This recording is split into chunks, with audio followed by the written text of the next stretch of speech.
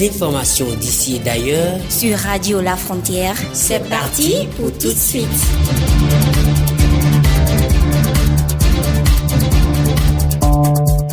Radio La Frontière, le journal.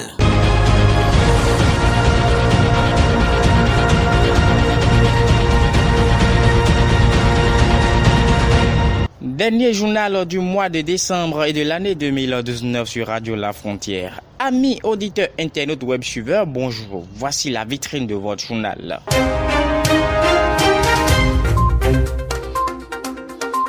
Au Mali, le G5 Sahel confirme l'engagement de l'Union européenne aux côtés des pays du G5 dans la lutte contre le terrorisme, les trafics d'êtres humains, d'armes et de drogue. 1986,910 milliards de francs CFA, c'est le budget voté à l'unanimité par les parlementaires du Bénin pour l'exercice 2020. Le président guinéen Alpha Condé souhaite réviser la constitution coûte que coûte. L'ex-ministre de l'Éducation libanais Hassan Diab a été chargé de former un nouveau gouvernement. Nous parlerons également du nouveau président d'Algérie, Abdelmadjid, qui a prêté serment. En France, vous aurez plus d'informations sur Laurent Pietraszewski, le nouveau secrétaire d'État chargé des retraités. Amis internautes, vous êtes sur Radio La Frontière. Voici votre journal qui sera conduit par Roger Godonou et Douglas Ago. Douglas, bonjour. Roger Godonou, bonjour à vous.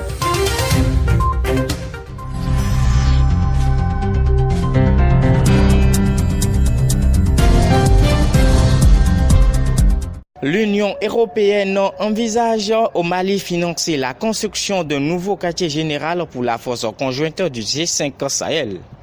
L'annonce a été faite le mercredi dernier par la chef diplomatie européenne. Pour cette dernière, ce projet en faveur du G5 Sahel confirme l'engagement de l'Union européenne aux côtés des pays du G5 dans la lutte contre le terrorisme et les trafics d'êtres humains, d'armes et de drogue. L'ancien quartier général a été détruit lors d'une attaque djihadiste le 29 juin dernier. À Sévaré, cette attaque a occasionné la mort de 2 militaires et d'un civil. Douglas Ago, vous nous faites le point sur l'expulsion de l'ambassadeur du Bénin à Bruxelles. Cette décision du Conseil est publiée sur le site de l'Union européenne et fait suite à celle du gouvernement béninois de déclarer le chef de la délégation de l'Union européenne au Bénin persona non grata le 20 novembre dernier. Le gouvernement béninois reproche au chef de la délégation de l'Union européenne, Olivier Net, d'avoir pris des décisions qu'il juge contraires à la nature de ses fonctions. L'Union européenne, de son côté, estime que cette décision du gouvernement béninois est injustifiée et contraire à son objectif de développer les relations et de construire des partenariats dans les pays tiers. Au Bénin, le budget de l'État exercice 2020 a été adopté à l'unanimité par le Parlement. La loi 2019-46 portant loi des finances gestion 2020 a été adoptée hier à l'unanimité des députés présents et représentés.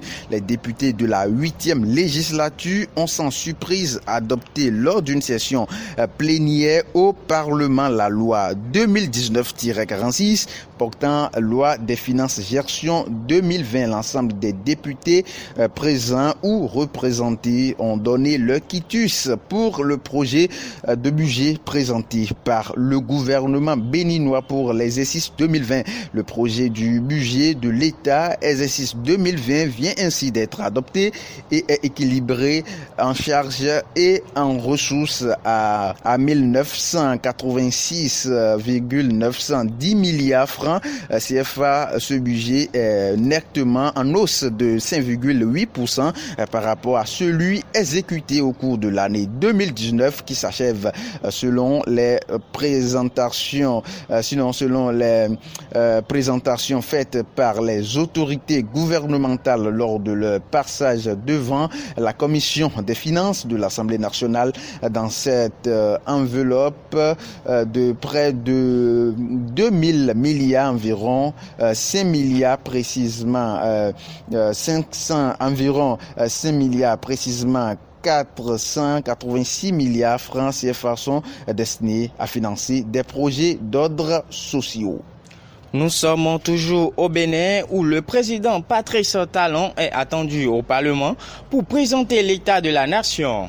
Le chef de l'État béninois, conformément aux dispositions de la Constitution, va se rendre à l'Assemblée nationale le vendredi 27 décembre prochain pour présenter l'état de la nation. À cet effet, le ministre de la Justice et de la législation, Séverin Kenom, a adressé hier une correspondance à la représentation nationale. Le président de l'Assemblée nationale invite donc les députés de la 8e législature à être ponctuels. Avant de quitter le Bénin, il faut noter que l'Union des professionnels des médias du Bénin, UPMB, pas restée muette face à la suspension de Soleil FM par la haute autorité de l'audiovisuel et de la communication. La suspension de la radio privée Soleil FM ne laisse pas indifférent l'Union des professionnels des médias du Bénin. L'Union, à travers un communiqué signé par sa présidente, a réagi. L'Union des professionnels des médias du Bénin a appris avec stupéfaction la suspension de la radio privée Soleil FM par la HAC à compter du mercredi 18 décembre 2019 à partir de 0 au motif de l'expiration de la convention liant cet organe de presse à l'État. L'Union déplore donc la restriction de l'espace de liberté par la HAC.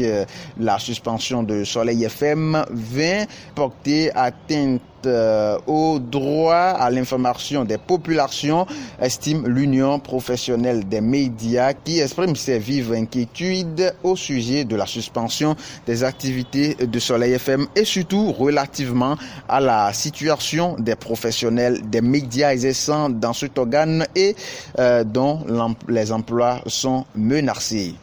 Quittons le Bénin avec le traditionnel Conseil des ministres où la participation du Bénin à la commission mixte bénino-belge à Bruxelles du 16 au 20 décembre est l'une des décisions issues de ce Conseil des ministres. Augustin Atioguede pour le point. Le Conseil des ministères réuni ce mercredi 18 décembre sous la présidente effective du chef de l'État Patrice Talon. Pour des mesures de communication, le rapport de mise en œuvre et clôture du projet d'urgence de gestion environnementale en milieu urbain. Le dit rapport fait ressortir au titre des résultats et acquis du projet la construction et la réhabilitation d'importants ouvrages de drainage des eaux pluviales, la gestion des eaux usées et déchets solides, la mise en place d'un système d'alerte précoce et de gestion des risques d'inondation. Également l'étude pour l'introduction d'une approche innovante pour la construction des salles de classe avec des briques fabriquées à partir des déchets plastiques. Alain Orunla, ministre de la Communication et de la Poste.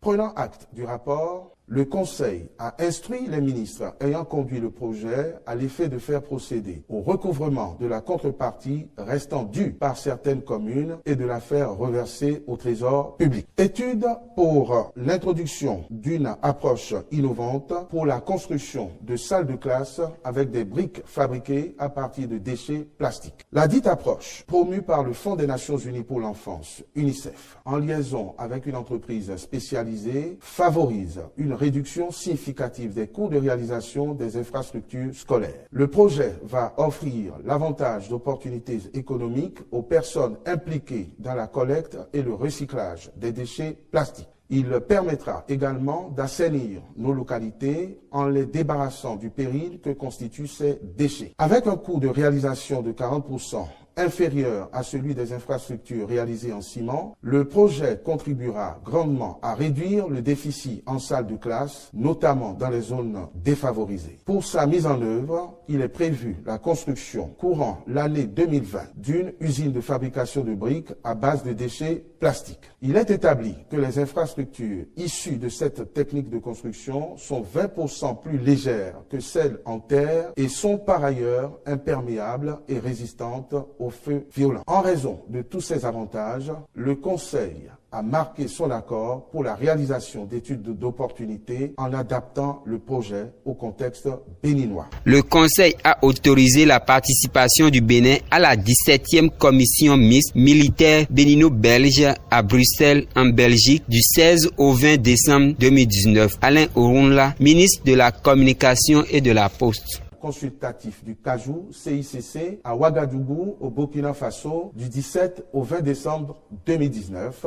Puis l'organisation à Cotonou, le 27 décembre 2019, d'une journée de la diplomatie militaire. Pour ce qui concerne les mesures individuelles, plusieurs nominations ont été faites par les ministres de l'Industrie, de l'Énergie, du cadre de vie et du développement durable, de la communication et de la poste. Alain Orunla. Directeur de l'administration et des finances, Monsieur Dossou Nestor Mian-Rwandé. Au ministère de l'Énergie, directeur de l'administration et des finances, Monsieur Athanase Moupé. Au ministère de la communication et de la poste, directeur de l'administration et des finances, Monsieur Wilfried Kokou Akpata. Au ministère du cadre de vie et du développement durable, directeur général de l'Agence pour la réhabilitation de la cité historique d'Abomey, Archa, Monsieur Césaire Agbosaga. Au ministère de la Santé, secrétaire général du ministère, Monsieur Imoru Bachabi Ali. Monsieur Ali Imoru Bachabi est nommé secrétaire général au ministère de la Santé. Je le disais en titre, au Guinée, le président Alpha Condé annonce un projet de nouvelle constitution.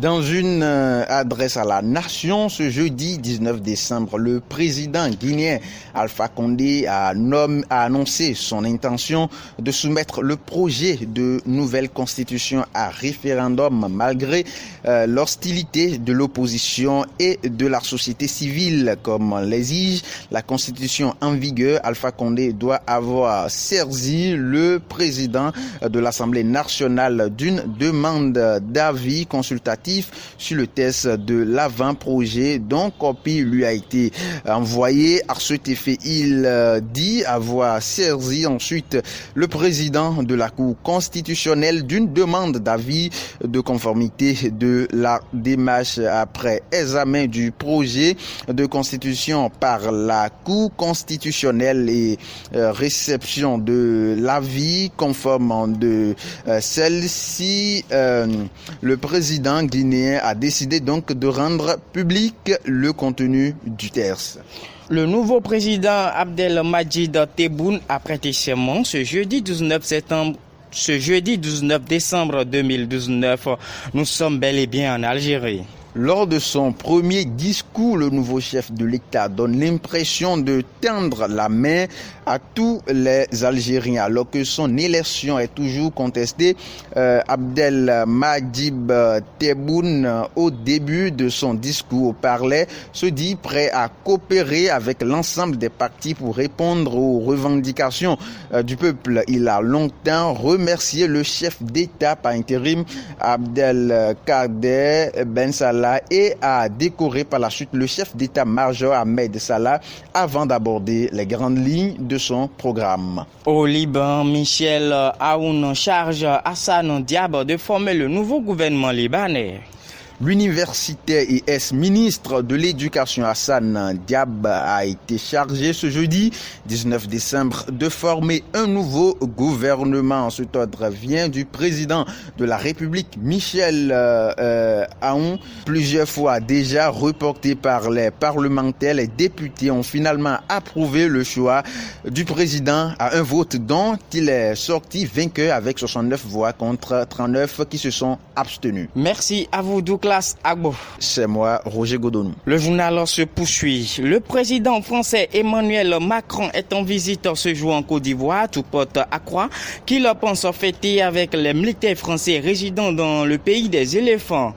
Au Vatican, le pape François reçoit ce jour le secrétaire général de l'ONU, Antonio Guterres, en audience privée.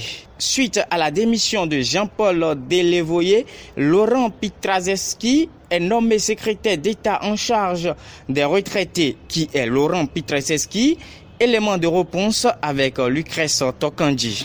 Laurent Pietraszewski, né le 19 novembre 1966 à Saint-Denis, est un homme politique français exerçant différents postes de cadre au sein du groupe Auchan. Il rejoint En Marche à sa création, puis est élu député en juin 2017 dans la 11e circonscription du Nord. Il occupe différentes fonctions à l'Assemblée nationale, dont celle de rapporteur du projet de loi de ratification des ordonnances visant à mettre en œuvre le Code du travail. Porte-parole du groupe de la République En Marche et coordonnateur du groupe RM au sein de la Commission des affaires sociales. Il est élu député de la 11e circonscription du Nord lors des élections législatives de 2017 à la suite du sortant Yves Durand, non candidat à sa réélection. Il est membre de la Commission des affaires sociales à l'Assemblée nationale de la France. Il porte devant l'Assemblée nationale dès juillet 2017 le rapport du projet de loi d'habilitation à prendre par ordonnance les mesures pour le renforcement du dialogue social destiné à réformer le Code du travail. Il est membre du Conseil d'orientation des retraites et coordonne l'action des 38 parlementaires chargés de communiquer sur la réforme de la retraite. Il travaille également à l'élaboration de la réforme de l'assurance chômage. Il intègre le deuxième gouvernement de Édouard Philippe le 18 décembre 2019 comme secrétaire d'État en charge des retraites pour succéder à Jean-Paul Delevoye qui était doté du statut de haut commissaire contraint à la démission 2 jours plus tôt. Amis internautes, nous sommes à la fin de ce dernier numéro de l'année 2019 de votre journal hebdomadaire sur Radio La Frontière, dont la mise en ligne est assurée par Roland Abiola Bokosa. Devant ce micro, Roger Godonou. Toute l'équipe de Radio La Frontière vous souhaite par anticipation joyeux Noël, bonne et heureuse année 2020. Restez fidèles à notre grille des programmes.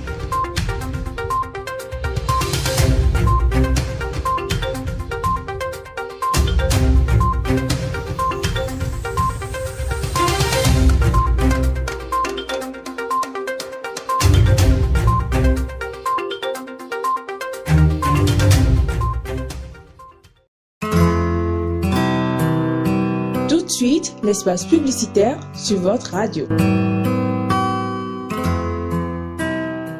Dans le cadre de la mise en œuvre de la 2e édition du programme d'assistance Happy Day, l'ONG Oasis lance une campagne de collecte des vêtements pour le compte des enfants des prisonniers et détenus mineurs. Envie de devenir partenaire du programme? Contactez le 64 41 51 79 ou le 66 41 76 64.